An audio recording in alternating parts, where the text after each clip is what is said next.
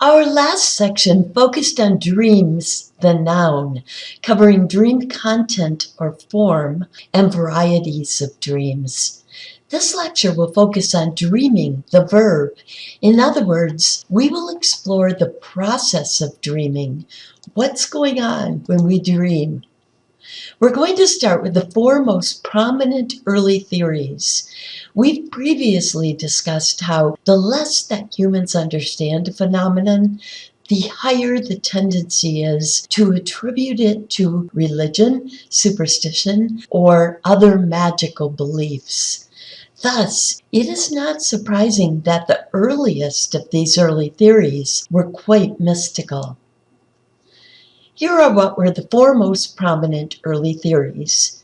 Notice the progression from more mystical to less. Theory 1, we are visiting another world. The spirit leaves the body and travels to another world where it exists for a while. In some cultures, this was believed to be another totally separate world. For example, the Inuits of Hampton Bay.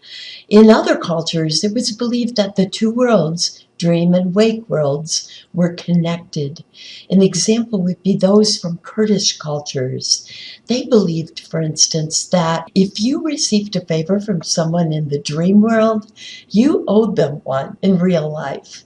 Likewise, if you insulted someone in the dream world, you owed them an apology in real life. Theory number 2, we are receiving omens. The Bible reflects this popular thinking at the time with its many prophetic dreams, as does the Odyssey, wherein dreams often offer guidance and provide indicators of the future. Many studies have attempted to verify this idea of the psychic qualities of dreams, but none have succeeded. The most famous earliest study was conducted by Murray and Wheeler way back in 1937, when the baby of the world-famous flyer Lindbergh was kidnapped. These researchers placed ads in newspapers. They asked people to submit their dreams regarding the location of the baby or the remains of the baby, offering a generous reward.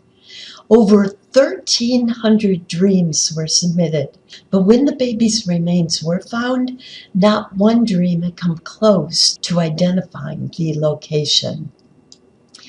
Theory number 3, the brain is engaged in meaningless activity. According to this view, dreams are meaningless, and searching for hidden or magical meaning is simply a waste of time and effort. One such theory from not that long ago went even further. Crick and Mitchison in 1983 posited that dreams are the result of the mind clearing out useless memories and thoughts, and thus trying to recall and analyze them actually undermines this valuable housekeeping process. And theory number 4, dreams are reflections of our waking life.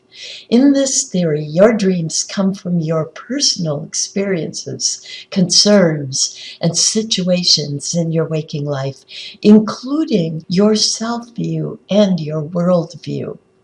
These theories varied in how hidden or overt the meaning was believed to be.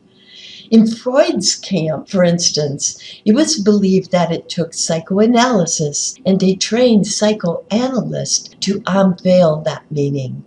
While von Helmholtz, remember him, the guy who thought dreams were simply the closed-loop function of what we now call mirror neurons? He was one of the first to propose that there is no need for the brain to mask a dream's so-called real content.